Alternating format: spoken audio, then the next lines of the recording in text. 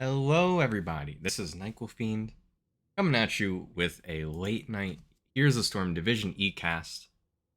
These are two teams I've never seen before. I'm just going to pop right into the map draft screen so you can see.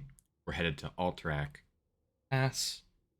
And if my normal casts are uh, long-winded and garrulous John Coltrane solos, tonight is going to be a little bit of Miles Davis. I'm going to take it down from an 8 down to like a 4. Not in terms of my own like inner excitement, um, but in terms of my volume and energy, because this is a very late start to me for a cast. I wanted to get in the chance to see these Division E teams, but I also want to be a little bit respectful to the neighbors. King Andrew says these relaxing beats are about to make me resident sleeper. That's exactly the vibe I'm going for, King, tonight. It's exactly what I want. Gonna let them know I'm ready whenever the teams are.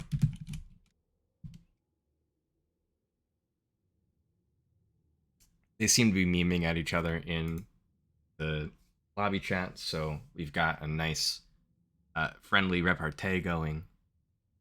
And this is just smooth jazz and NyQuil. It's gonna be a fun night of Nexus gaming.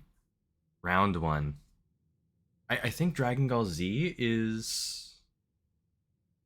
I think one of these teams at least used to be in NGS last season. I'm not 100%. I didn't research the lore this time. I usually like to pride myself on being a little bit more informed, but tonight I'm as ignorant as it gets. Are you going to post the VOD from yesterday's Div E match? I attempted to publish it. Can you check and see if it's available right now?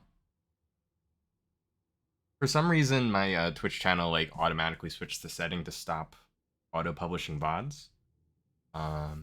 Old Math Lady says, I'm excited to watch these new teams that I've never seen before. I'm in the same exact boat as you, Old Math Lady. I'm in the same boat as you.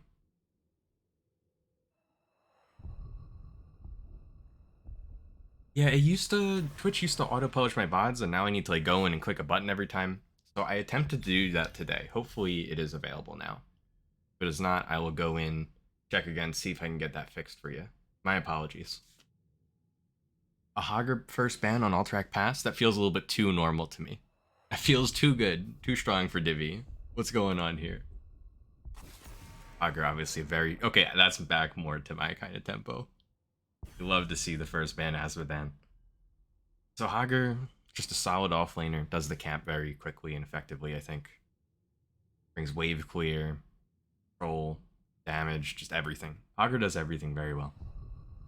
Fills the boss points well.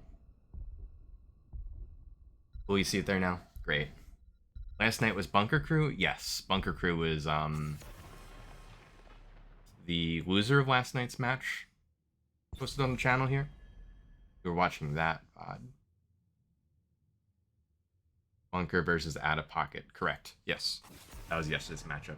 A Kalthos ban also feels very divvy. Kalthos a little bit higher priority down here in the... I don't know, is this bronze and silver probably? Right wing ban. It's just a pretty strong general ban. A lot of people like the right wing as well. Johanna Murden, we're immediately getting into the tanks at the start of the draft. But nothing too spicy. Some strong heroes picked for both sides. Joe has some nice, brings some nice wave clear to the composition. Also some long-ranged interrupts onto the objective. Stukov, Junkrat. Ooh, speaking of long-range interrupts on the objective, Junkrat. Very, very nice for controlling the point here. If Moogle knows what they're doing, it's going to be near impossible on the friendly side, where the objective just faces the wall. It's going to be an extremely easy defense for Junkrat. Also just brings a lot of wave clear and camp clear. Yeah, I'm excited for some Division E action. I love the lower divisions, so very glad to be here. Back to back, 2 nights in a row. And hopefully I get more chances as the season moves on. Hopefully no one else is snatching up these casts. I get Get more opportunities to see Judo Chop in action in the solo lane, as I did last night. Sylvanas ban? I guess that's reasonable. Enemy team as a Sylph player. Ragnaros ban. Like, I wonder how much of this is research, how much of this is targeted. Because Rag is, like, not meta at all. I don't even think it's, like... I don't even know if Rag is Div E meta, but it might just be, like, an individual person present. Really likes to run the Raggy boy.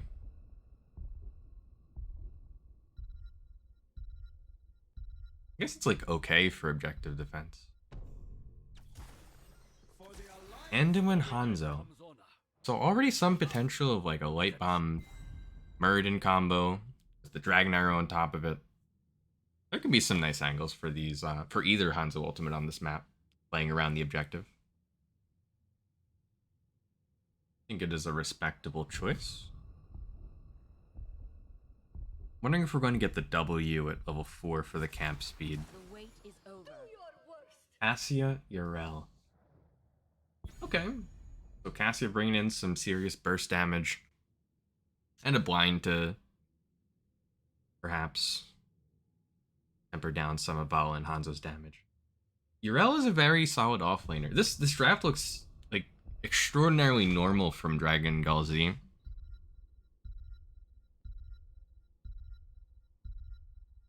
Like, it actually looks like pretty strong to me. Sonya last pick. That's a little bit spicier. Sonya hasn't been on top of the offlane meta for a while. But is still a respectable hero in the right hands, in the right situation. So I'm sure if Shane is confident, we could see some nasty Sonya plays coming through. That's going to round out the Game 1 draft here. All track pass, starting out our best of 3. Both of these drafts are, like, extraordinarily more solid than anything we saw last night. Not to roast anybody. And I think the unconventional drafts can work very well. Especially if you're practiced on them and it's just, like, heroes you're comfortable on. But it's just, like, this is a breath of fresh air, or last night was, one of the two. It's a bit of whiplash. Maybe that's the best way of putting it. In the blue, we've got Moogle on the Junkrat. Amazing Ginger. Playing Johanna, an amazing hero, if I may say so myself. No more heroes on the Cassia. Helix the cat is playing Stukov. Porthos playing Yirel. And that is Dragon Gall Z's roster. Right in front of you in the blue trunks. And in the red, we've got Bayonet on the Muradin. Shane is playing the Sonya. Dr. Krize is playing the Anduin. Gyarados King is on the Hanzo. And is that Pad Zero? Pad Zero on the Bala. Bit of a poke fest to start off. Porthos goes in for the leap. Rel returns in kind with a spear. But nothing materializing quite yet. Just a bit of friendly poking between the teams. Prodding. As Urel makes a swift exit, moving towards the top lane. After losing a significant chunk of their health, but spamming that DQ, they can get it back in due time. Shane moving up to meet them in the lane. Hanzo goes bot side, as well as Cassia, for a little bit of ranged 1v1 action. And it's going to be a objective bottom side first. So this is going to be an easier defense for the red team. Both sides with correct camp timings, just kind of immediately running over there. I'm scared. I'm scared at, like, how normal these teams are playing. I need Division E to be worse. Please. Someone start inting randomly. Okay, there we go. I called it, and we had actually a gank from Johanna to find the kill on the Hanzo. Unfortunately, I'm a bad caster. And an even worse cameraman, so I didn't capture the action properly, and I'll do my best to make sure we have no such future missed opportunities to see Hanzo ints. And it's noteworthy that is a redemption Hanzo, going for the auto attack build. Or at least one auto attack talent. Could be like redemption with the W at 7. You never know. Which is a bit bold, I would say, into a Cassia Johanna composition that has 2 different blinds to try and shut down that auto attack. That's just my opinion. Vala also going heavily into the auto attacks with the Creed of the Hunter level 1. It's going to require Pad 0 to try and get some stacks to get value. And it's also going to require Vala to try to avoid dying and losing that attack speed that comes with the Gambit. So we'll see how that one works out as the game progresses. Bayonet looking for an opportunity to Moogle. Gets a Stormbolt. There's not quite the damage follow-up behind it to lead to a kill. But it was a nice Stormbolt. In the off lane, seems like Shane is actually doing pretty well in the trades. I'm not sure if either of them have a tap remaining. Either way, they're both going to have to find the time to clear the next wave and rotate down towards the prisoners. Oh, Porthos getting very low. Has the DQ. I don't think Shane can quite finish this. Yeah, Porthos gets the escape, gets the tap.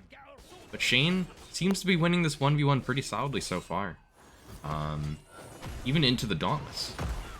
Kinda should be thwarting Sonya a little bit, reducing that war paint heal. But Shane still seems to be doing very well in the matchup.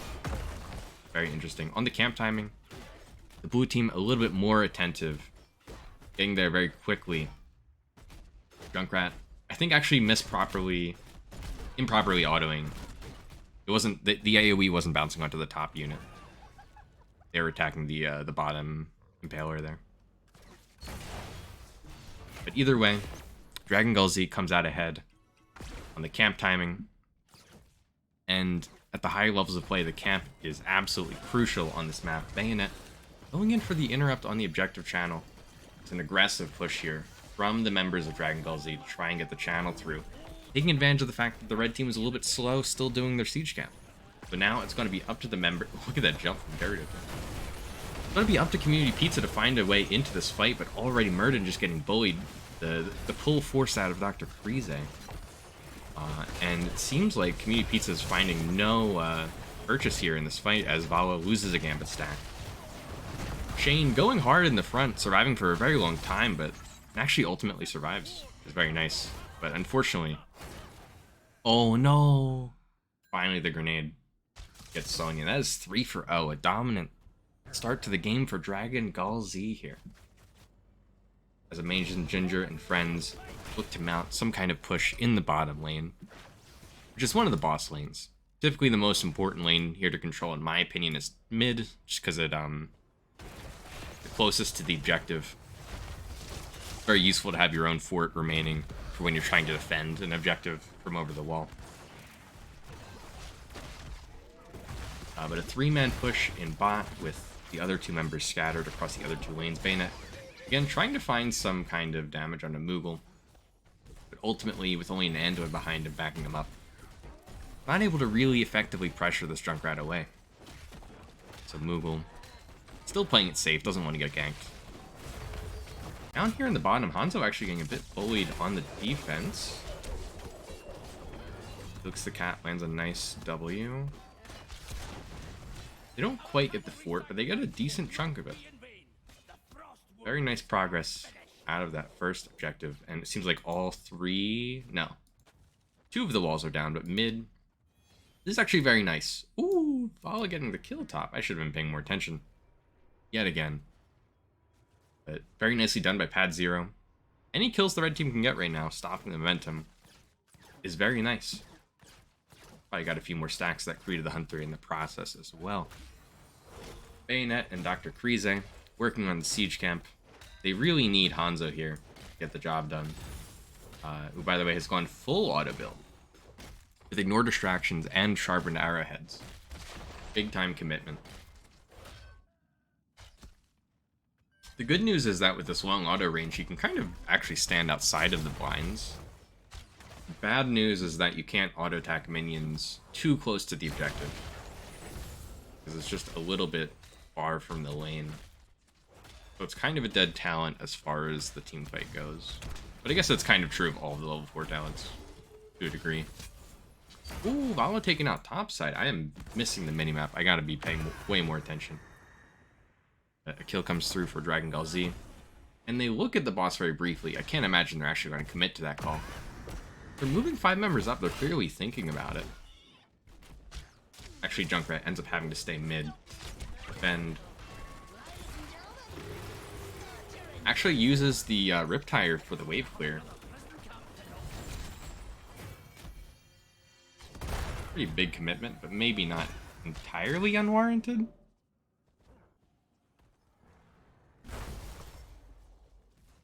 Blue team off the back of that volley kill, getting some serious pressure onto the topside fort.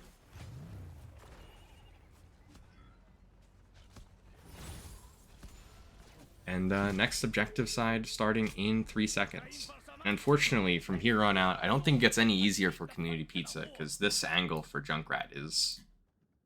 I mean, the reason he just used the Riptire, as far as I can tell, is that Moogle is extremely interested in protecting this wall, because if Junkrat can sit here and spam Qs and keep a W on this point, they're never getting the channel. It's just not going to happen. Didn't lay down the W in advance, but does seem to understand that Moogle needs to be queuing. Or not.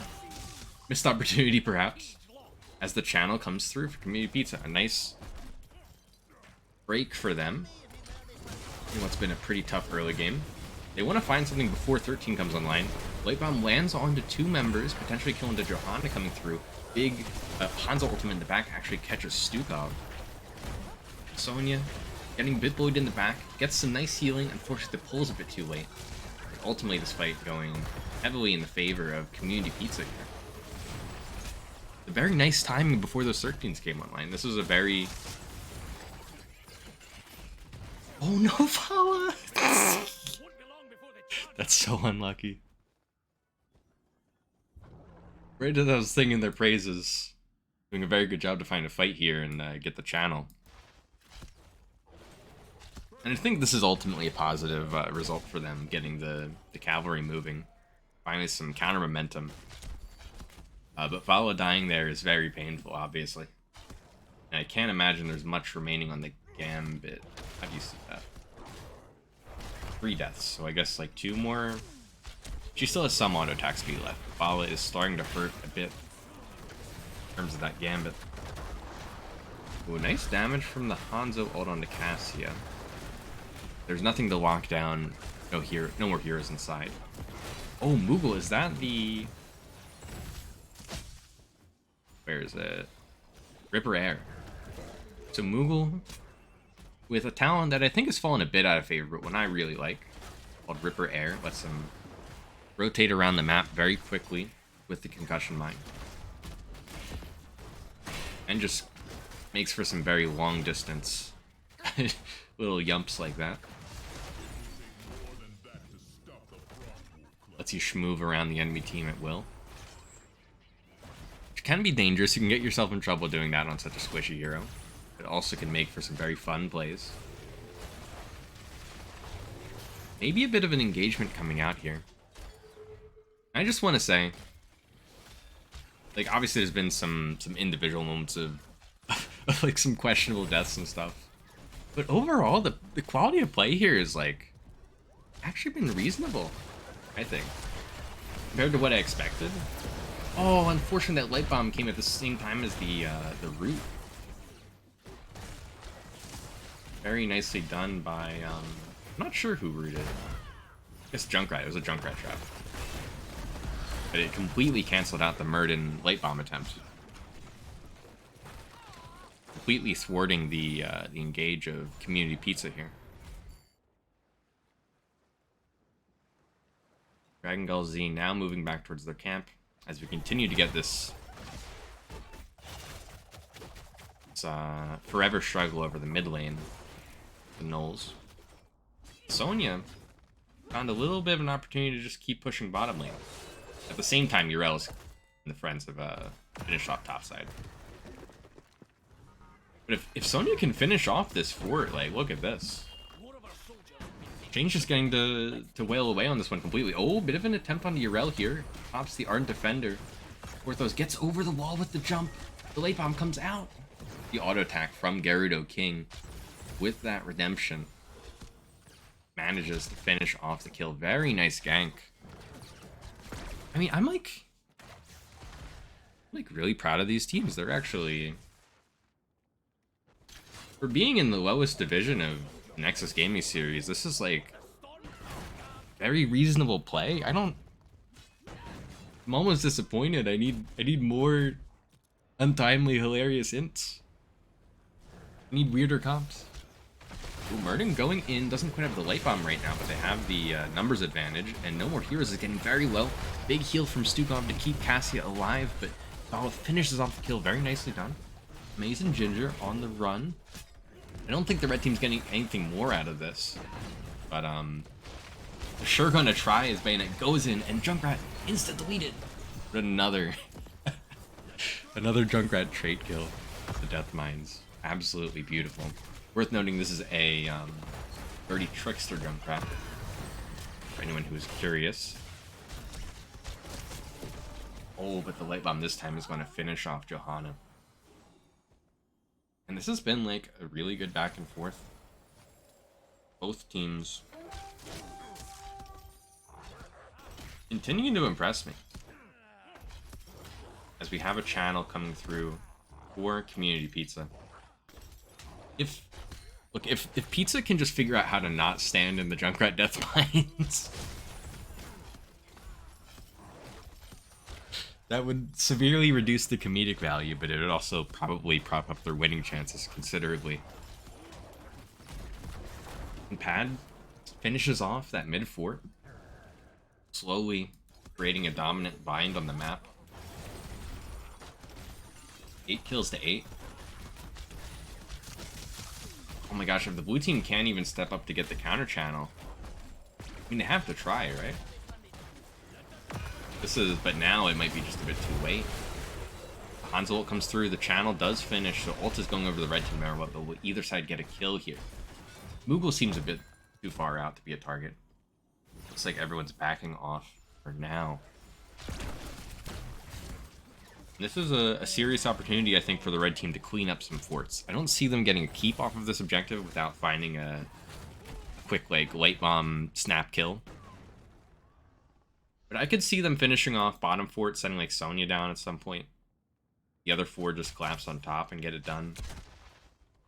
And the whole map is kind of their oyster, you know? Actually, Vala backing off with the other four coming in. Bayonet looks for the opportunity on the Porthos correctly, but isn't quite in range to make the Stormbolt happen. Okay, Vala actually did return to the team. I'm just losing track. It looked like I think Vala may have just gone for a tap and then realized they didn't have one. Not quite certain. Porthos coming from the flank with the hammer. Nice progress on getting the keep wall killed, but they're not going to confirm a keep, as I predicted. Good news for Gall Z is that they still have their bottom fort. There's no periodic catapult spawning. The XP is even. They're very much in this game, even with the tides turned against them at this point. We haven't seen a single boss call for either side, but I mean, they're at least checking it. They're thinking about it. If they just set down some Junkrat traps, concussion mine on the point, it can be pretty difficult for the red team to invade. On the other hand, I mean, Hanzo, well, this is just Dragon Strike City. Didn't catch the enemy team on the point at the right angle. Blue team going for the siege camp. King Andrew says, if you're interested in untimely ints and meme comps, I recommend checking out a team called BG Nepotism and Corruption. I wanted to cast you, King. I wanted to, but Raka stole the cast from me and then gave up the cast, which is extremely BM. I'm kidding, I'm sorry, I don't beat it, Raka. But, I'm gonna... Look, if you give me the insider trading info, tell me when your game is going to be the next week before it's on the schedule. I'll be refreshing the page, looking to spam that claim cast button. They're not going to know what hit him. Rocket can't steal it from me this time. Maybe she can. She might be that powerful, I'm not sure. I need to be paying attention to the game as the red boss. Pizza has a boss barreling down top lane, and it is unimpeded. As the blue team's looking for a 20 fight, trying to make something happen. Trying to prevent a double boss from occurring. But Light Bomb has now come out, lands on Helix the Cat. Big shields coming out from the Johanna level 20. But this engage fizzles. Both sides kind of use all their ultimates. Nothing really pops. And now, this ends up being extremely bad for Dragon Gall Z as they just lose an entire keep and the boss. They, bird in the hand is worth 2 in the bush. I think they could have just gone and defended, and then dealt with being a little bit behind on objective. But now they kind of end up with nothing. They technically get this early channel on the objective. And one lane being down is not extremely deadly. But it is a bit of an unforced error, in my opinion.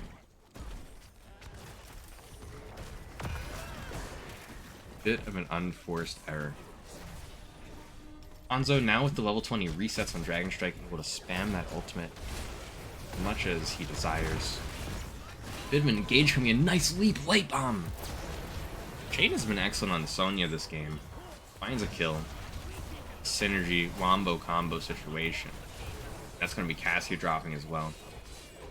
And Community Pizza is looking mighty strong for Div E, in my opinion.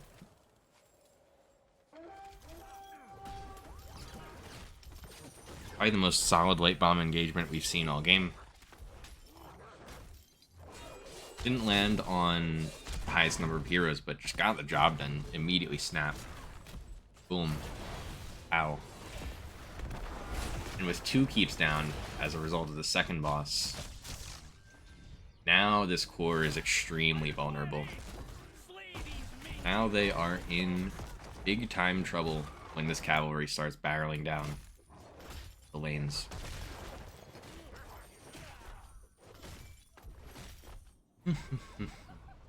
Is there anything they can do? 10 seconds on the other 2 rezzing. Mugo is so excited to use that ultimate for the wave clear. I'm not sure it's that called for. There wasn't even a hero there. I think saving it for when the cavalry is up. You can still use it for anti-siege for the clear purposes, but not necessary quite yet when it was used there. They have 4 out of 5 ultimates. They've got to make some kind of stand and not all bunch up for this Light Bomb leap situation. Or Light Bomb Dwarf Toss, whichever it is. Urel with a nice cleanse to get out. Pops the absorbing. Oh, Sheen just wasn't ready for it. Unlucky. Stuns coming out from Johanna with Blessed Shield. Big damage on Gyarados King and Pad, but they do a good job of separating to stop the ball lightning from continuing to bounce.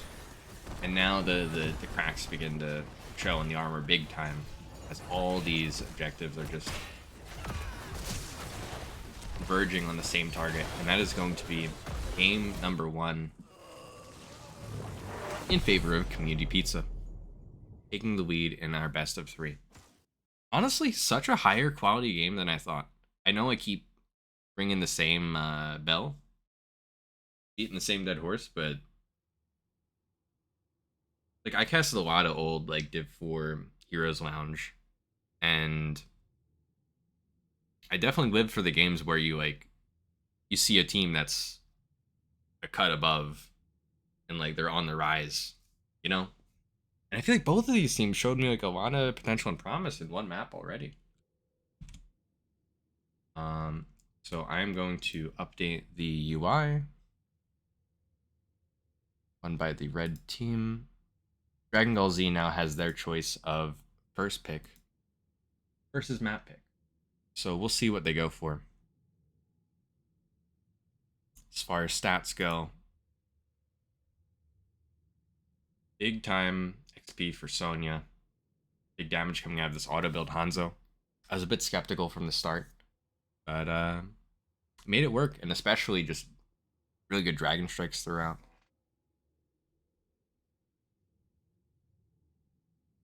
solid overall performance. And my criticism of the rip tires aside, um, big time stats coming out of Moogle and the Junkrat here. Big hero damage. I see it was an auto build Cassia. Interesting. Did not notice that one during the game. The jump talents from Murden. There's no lobby yet, right?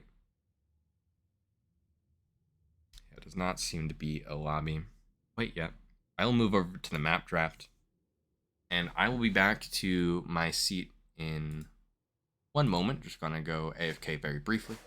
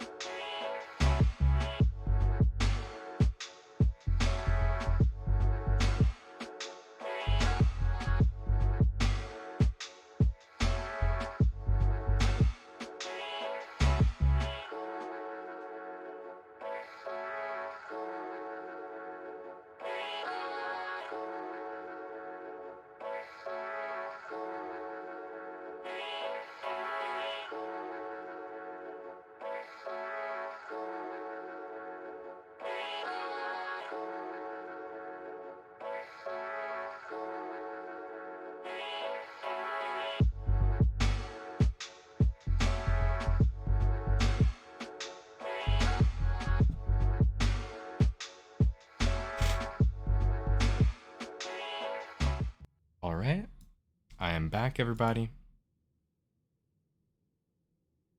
Apologies for the brief interruption from the constant stream of my voice. I don't see a lobby up quite yet.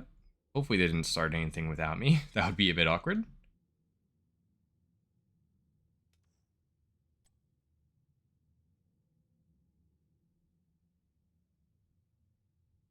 Yeah, it looks like they're still in the NGS chat. Oh, good news.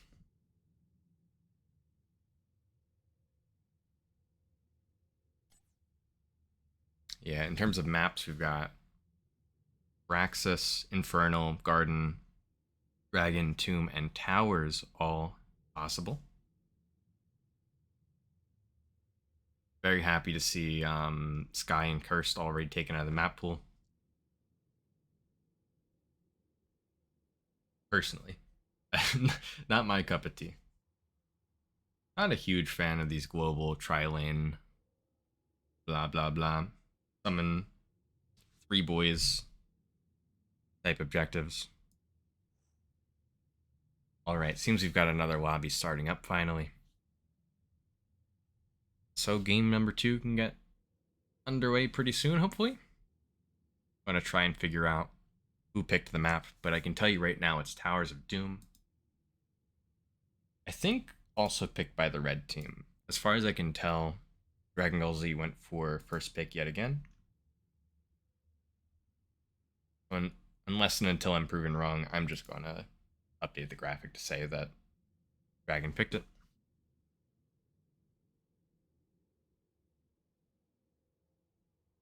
Towers of Doom, a map that I like a lot. Still has a pretty unique core mechanic. The HP system being different.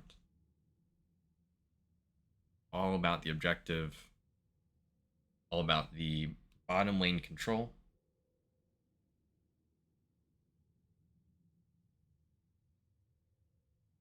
I'm interested in seeing how the teams tackle these drafts, considering that we got like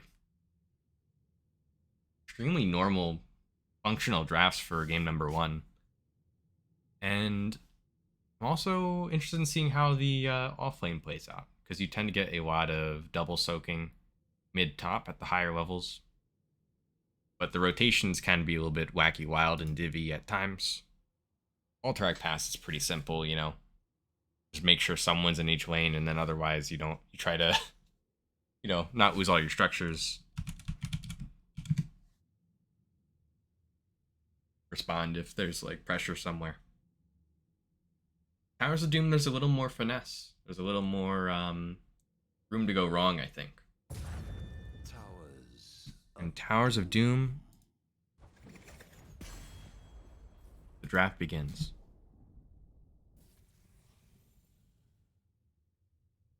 Could see some target bans after game number one. I wouldn't be shocked to see a Sonya ban. Wouldn't be shocked to see a Junkrat ban.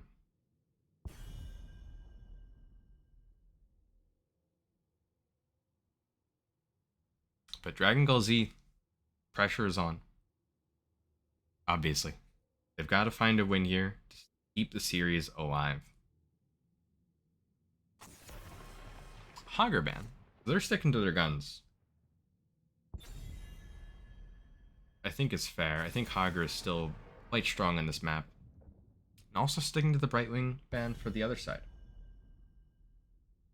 There's some very strong ordinary bans that start us off.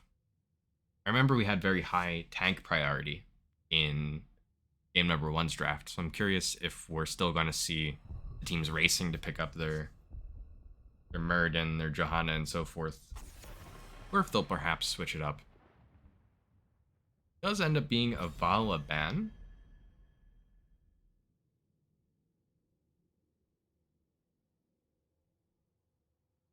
They have a different team this time. Moogle is missing. Oh. Really? So is it Calm or Soul Nova's put in? Interesting. They have a big roster? It's a good call out. Thank you, old math lady. Stukov picked back up for Helix the Cat. Once again. The Johanna last ban, or second ban rather, for Community Pizza.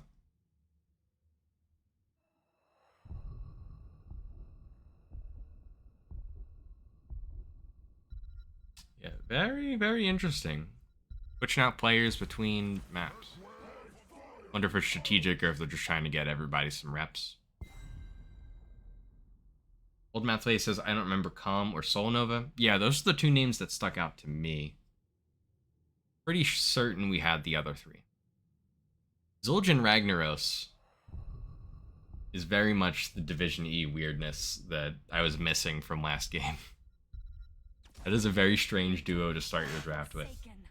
Sylvanas, which was banned last time, is now picked up.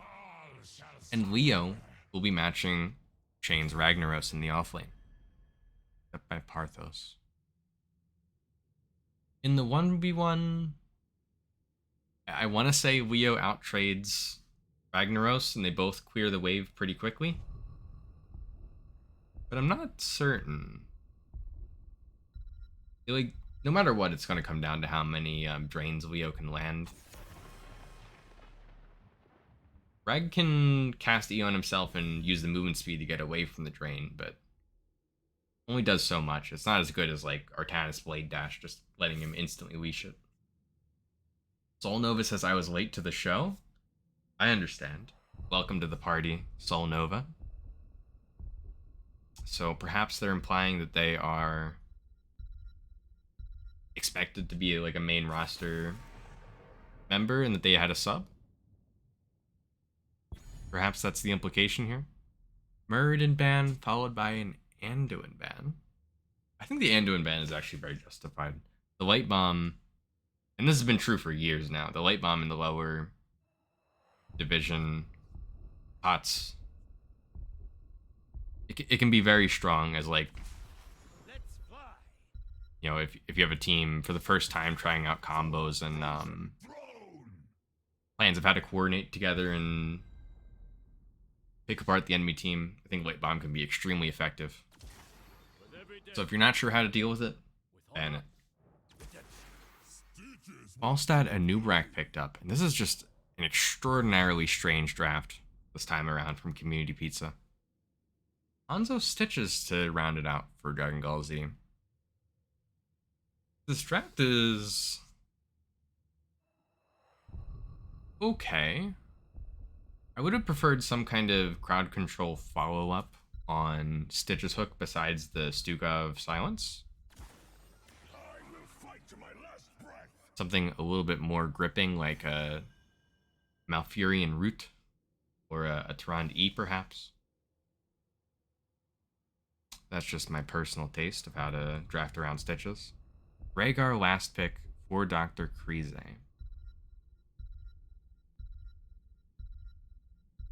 I guess this is like a Bloodlust draft? Is that what this is? If it was me, I don't know if I'd pick Bloodlust here if I was Rhaegar, but there's a lot of auto attackers. There's a lot of people that like movement speed on this crew. That might be the idea. Doing the Stitches, run down everybody else, something like that. Or just hold Cocoon for Gorge, maybe. An equally interesting idea. Moogle had a good first game. I agree, Old Math Lady.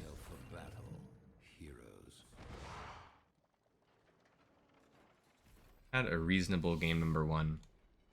And with a slightly revamped roster for the blue team. We've got Soul Nova on the Stitches. No More Heroes playing Hanzo.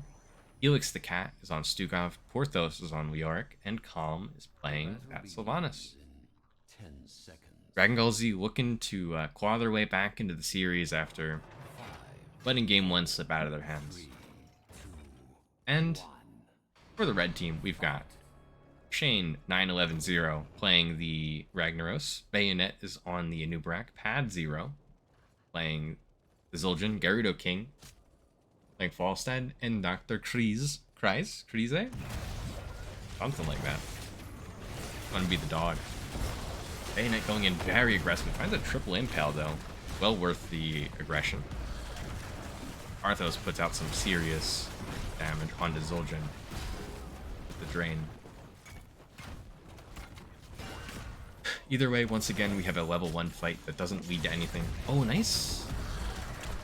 Nice. Hook there onto Zul'jin leads to a kill. Well played by Soul Nova. Our new tank. Shane versus Porthos. Sorry if I keep saying Parthos. I think it's Porthos. Maybe it's Porthos. Porthos versus Shane 9110 in the offlane. And it seems like Leo's winning the matchup for now, which is essentially what I expected. With Leo getting priority even, moving towards the mid lane for the double soak. We have like quick, efficient timings going for these siege camps. We have double soaking offlaners. I didn't think this kind of behavior occurred until at least Div C or B, but you learn something new every day. That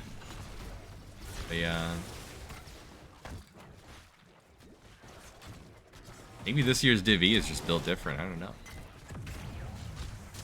Maybe in the years since I stopped paying attention as much, it's the quality of play has just risen that much. I have no idea.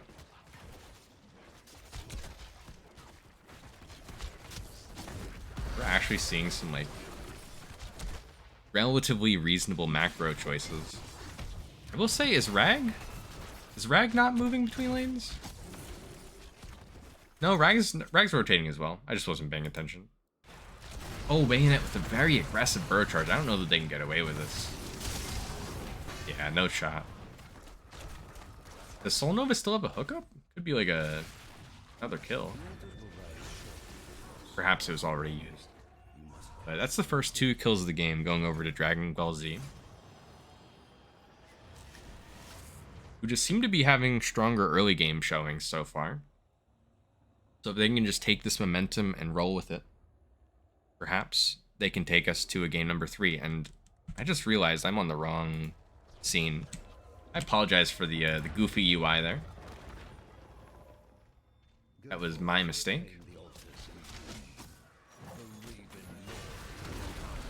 Noob back, and immediately, very aggressive again, finds another 3-man impale. The off lanes trading off their respective altars. This Anub is hungry. Bayonet wants it. My god. Hanzo traded over to the enemy team this game, and no more heroes. A much more standard W build, the Q level 4. But ends up getting bullied out of this fight. However, Falstad drops to Sylvanas on the other end of the engagement. Nice little teleport from Calm. Get out of dodge. Ooh, Porthose misses that sucky suck. Dr. Krize gets hooked in, but there's no follow-up damage, and Soul Nova might actually be getting punished here as Stitches falls. Calm, however, in the backline is aggressively trying to find the kill in the Beetle. Does manage it, but Dr. Krize might have the return kill? Not quite. Leo, however, dropping to Rag, who is going to find the channel.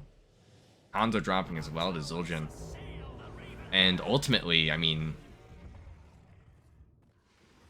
4 shots, good. Kills, great. But the real victory here, I think, for Community Pizza is look at these Zul'jin stacks. 15 out of 30 on U1X. Zul'jin already has an auto range. These opportunities to brawl are just feeding Pad 0 to high hell. Zul'jin could become a very dominant force in the late game if this rate of stacking continues so prodigiously. Soul Nova getting attempted on, but not quite taken out. However, the sappers are escorted through, and that is going to be serious damage towards the bottom side wall for the blue team. And for anyone who is new to the Towers of Doom game, it's all about controlling bottom side, because this tower, not only does it represent a shot every time that you get an altar, it's one less shot every time your opponent gets an altar. It's also just like a key strategic position on the map where 2 sets of sappers move through. They're potentially 3 shots each. Just a nice... It's like you get a chokehold on the bottom 2 altars of the map where you're limiting the angles at which the enemy team can actually enter those objectives. Ends up being very crucial, very limiting. You have that dominant vision advantage. And when, in some cases, there's just nowhere to retreat to for the enemy team if they commit all in on the objective and you have the keep controlled behind them, you know? Another objective phase starting, and Dr. Krize getting very low very early, but actually manages to escape. Pad 0 becomes the target, but Zul'jin also going to find their way out of there. Felix the Cat starts the channel. Bayonet maybe looking to interrupt. Gyarados King a bit too late to get the job done. Hook attempt by Soul Nova doesn't materialize, but Porthose is now looking for a channel mid-side as the fight shifts its way up here. Bayonet getting very low on the Anub. I mean, all the members of Community Pizza getting very low. Bayonet still hungry for the stuns. Goes in hard.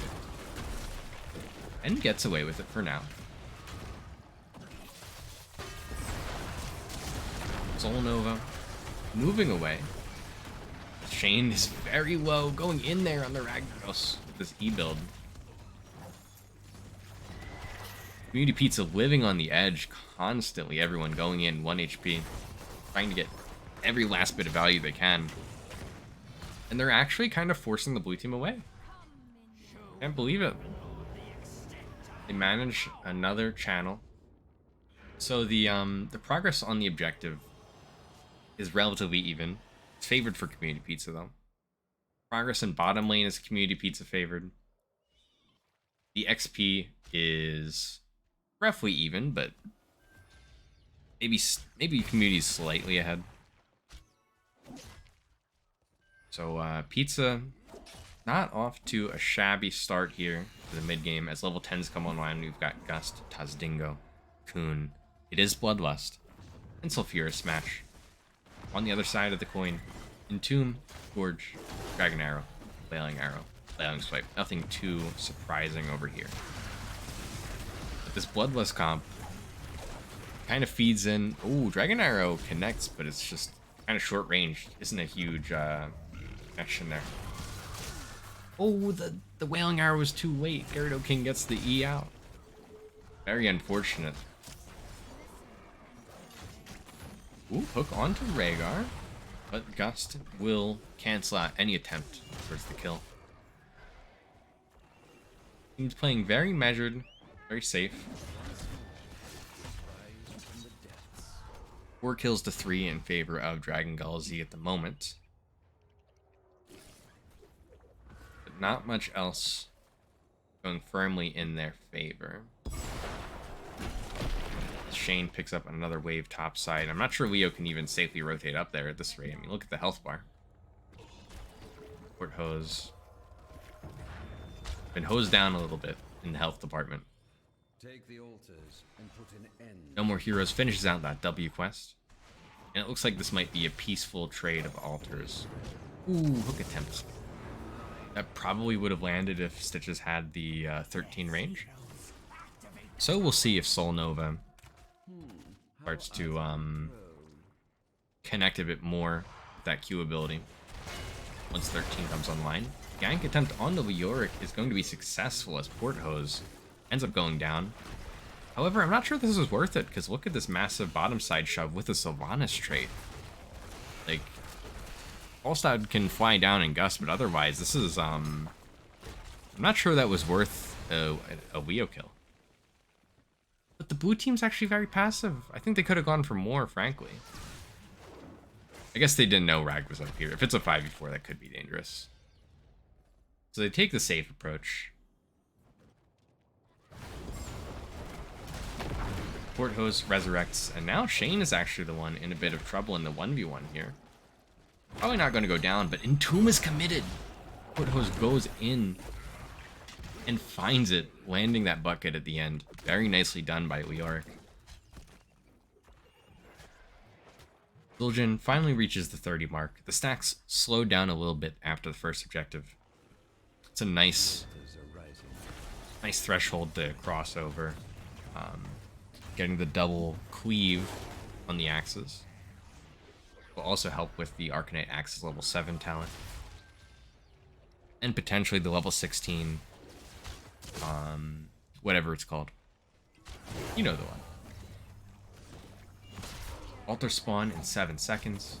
Hook onto a noob rack, not quite the target Soul Nova was hoping for, I would imagine. Bayonet looking for something.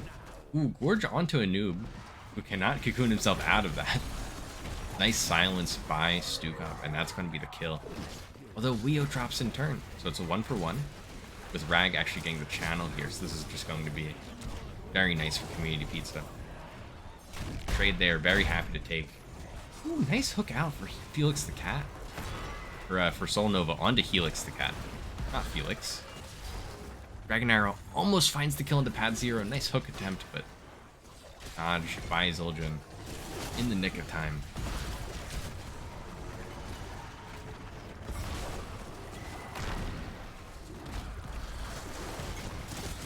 Porthos going in, however, ends up proccing the Tazdingo, but isn't quite able to finish off Zul'jin. Instead, it's Rag falling. And Soul Nova goes in, finds the finish onto ZJ. Rhaegar falling as well in the chaos. And this is a great opportunity for comp. Pop Black Arrows. Go for some bottom lane control. And finally get their footing in the game. Finally establish some kind of control. Despite the 8 core point HP deficit.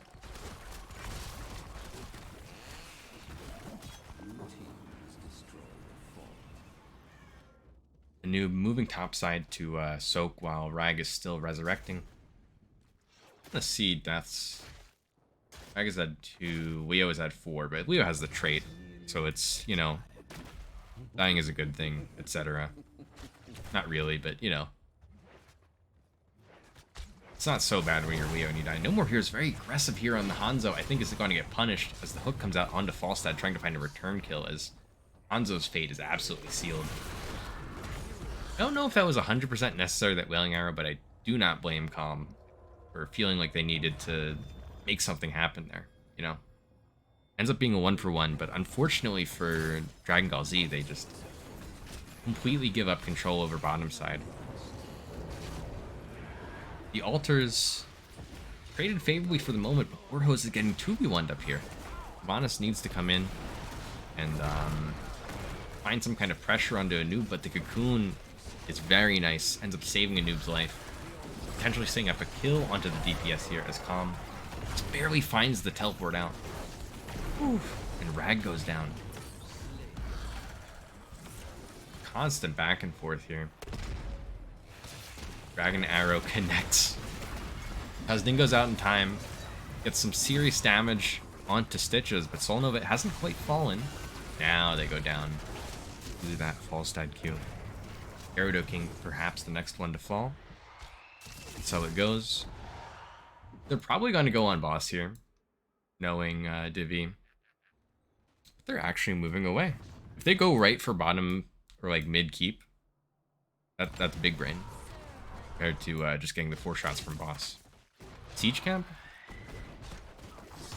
I might even like this even better than going right for the 4th. Yeah, this is just like very reasonable macro.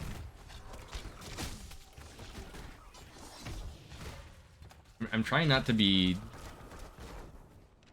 jaw agape the whole time at Div E players doing like good plays, but I'm not used to this. Very impressed. Gets engaged on, but Bayonet does not connect the impale this time. So some nice progress is made back towards recapturing the bottom side bell tower. But they don't quite finish it off, and their own bottom side bell tower is looking a bit shaky. If Zildjian gets just 10 seconds to wail away on this, it is absolutely gone.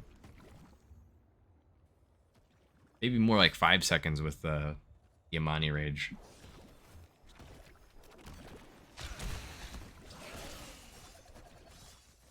Single altar spawning mid side. But Rag has actually finished off the bell tower top. Which means this would be 5 shots, which would be excellent for the red team if they can push this one through. As we get our last 5v5 prior to level 20 talents coming online. Root comes out onto Soul Nova. Bayonet diving into the back looking for the Stukov. Yo, very awkward. Buried alive, not buried alive. Very awkward Entomb with the Stugov swipes there. Sylvanas goes down. But potentially Rag falling outside of the... No, Rag's gonna live. This fight is actually just all-out disaster for the blue team. That's a huge learning moment for the red team. They just got a little bit too excited, popped their R buttons all at the same time, and kind of ended up stepping on each other's toes.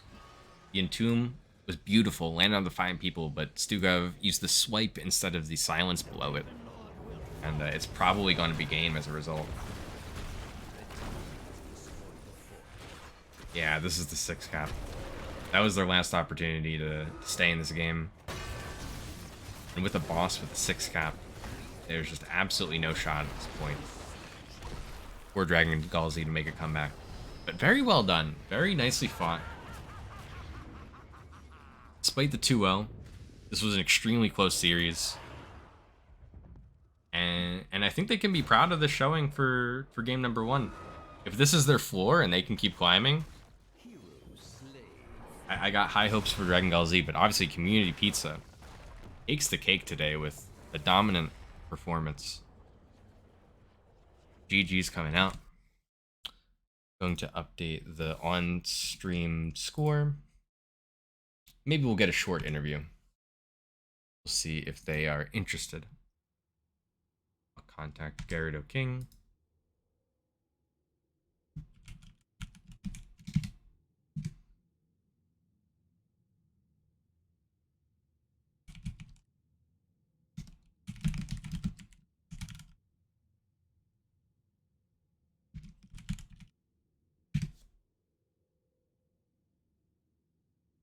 Honestly, it's just really good series.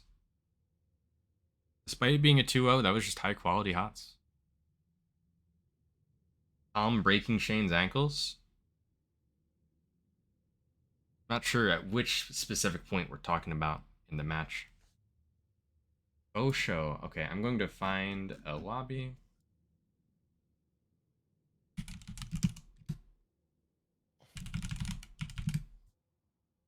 Hello. Hello there. Can you just talk real quick so I can make sure your audio's coming through? Oh yeah, no problem.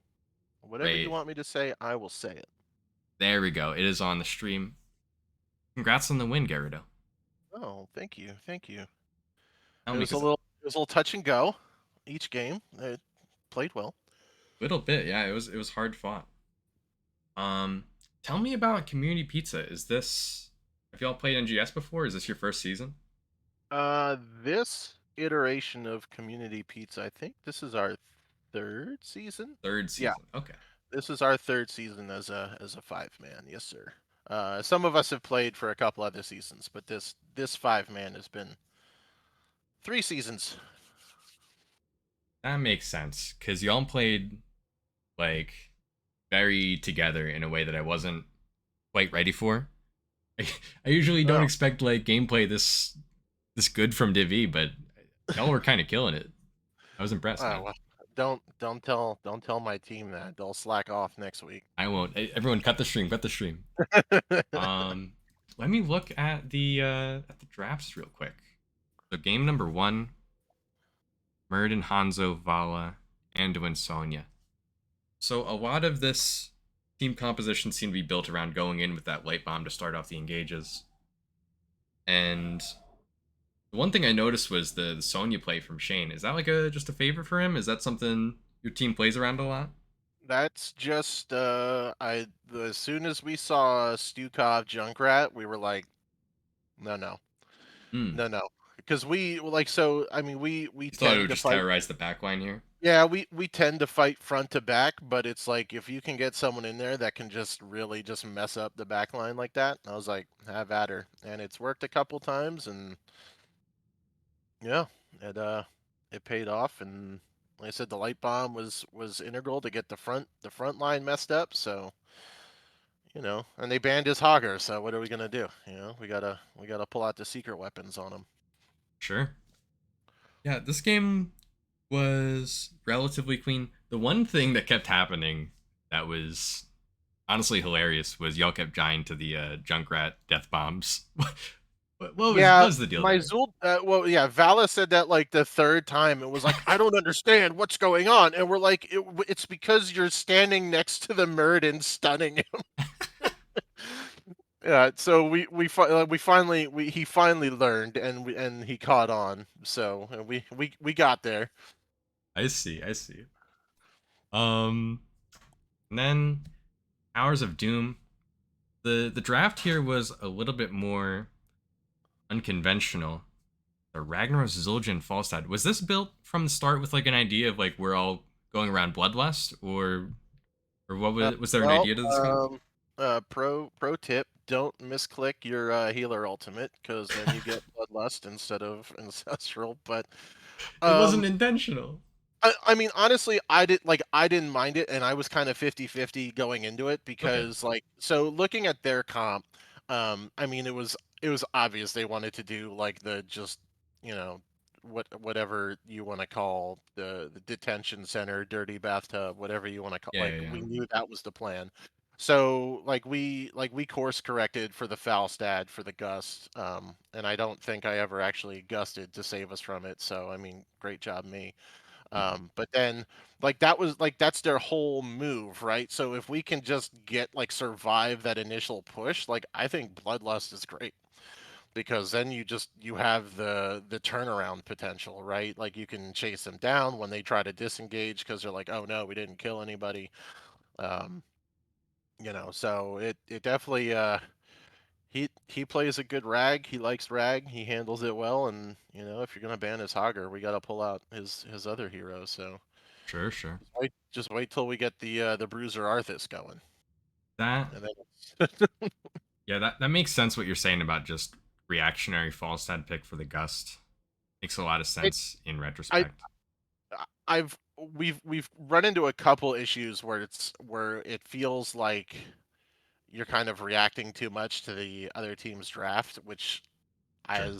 as a drafter, I know I've kind of sunk into that where like we go in with a plan, we see their plan, and then halfway through, like you kind of throw out your plan, and now you're left with like a hodgepodge comp that doesn't make any sense. So Hmm. we're trying to work on avoiding that, but I mean that like just seeing what their goal was, like the Gus was just too important to pass up. Yeah, it didn't really cross my mind when I was watching the draft, but I was just seeing like Zul'jin Falstad thing, and this is strange, but it makes sense. Yeah, It's a and I mean reasonable thought. the other option I considered was like a Deckard sleep, but I didn't want Yeah, to over index into reacting to their comp, right? sure. So I was like, let's take the Rhaegar. And I if we're all understand. stuck in the cage, then it's fine. We'll all be stuck together. Mm-hmm. Gyarados So King, do you think aliens are real? do I think aliens are real? Yeah, I hope so. you hope so. I hope so. I want them to be. Fair enough. Do you have an MVP for the match? Um, You can name yourself. You can do whatever you want. I mean, I don't I don't think I did anything crazy. I mean, I had a couple like I'm not a huge Falstad player, so were definitely some panic button presses. I just let everyone Um, know they can pick themselves. I'm not trying to sway your choice. well, the only time I ever picked myself was I don't know if you play the sizzle reel before your stream, I do but not. the season 16 sizzle reel has a 5-man blaze stun from one Ooh, of our games last season. So that's my MVP moment. spicy. I I don't think anything stood out too crazy. I think art. You know what? I'd probably give it if from my team, I would give it to my healer because his Anduin was pretty clutch game one, and then he got respect banned on it. So Shout out to the uh, doctor. he definitely worked some magic game one and Is it keeping us going. is it Doctor Kryze? Kryze? How's it? It's an amalgamation of letters that just kind of pans out to looking like Dr. Kryze, so we go with it because every caster says it. Doctor If you ask Kryze. me how to pronounce it correctly, I have no idea. I spit the letters out of my mouth when I say it, but Sure. we've I all kind of Dr. Kryze works for us or Dr. Kriz, whichever vowel pronunciation you want to go with. gotcha. With that crucial point cleared up, I think I'm out of questions about the games. If you have any shout outs you want to do, the floor is yours. I just want to thank you for coming in and casting Hell the yeah. other team. It's a, I mean, I'd say it's a good start to the season, but that feels a little selfish to say. But they were great. It's definitely new to us because I think like E has always been the two coastal regions, so having one combined region, we're going to be playing a lot of teams that we haven't seen before. Oh, So is it combined? yeah, it's only E. There's no E West, E East this time. So you know, I think I I've been incorrectly putting E East in my stream title for the last 2 days, so yeah, awkward. it's only E this season. So Got it. we look forward to seeing some of the teams we haven't seen before, and like I said, we thank everyone for participating. It was a good time. Gotcha. Kept us on our toes. I don't think we thought either game was a slam dunk. So Absolutely not. It was a hard fought.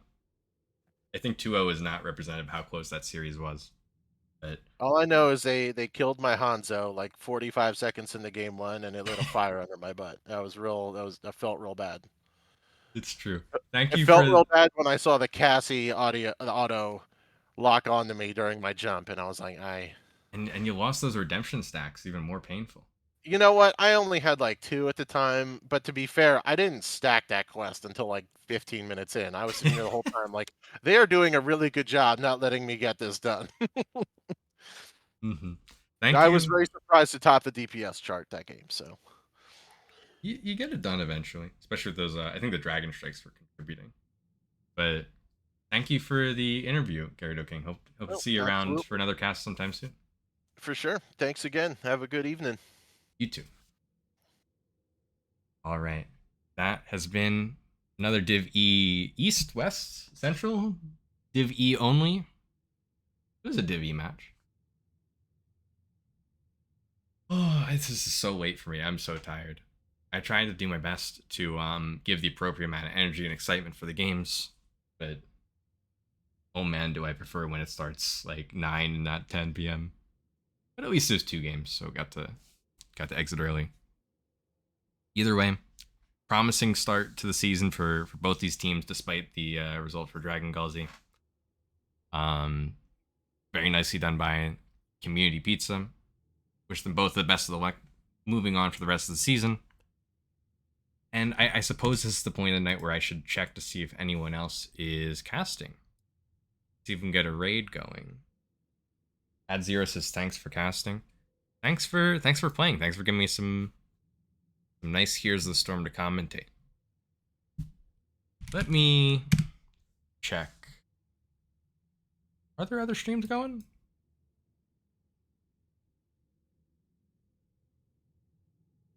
Looks like there's a few games still happening.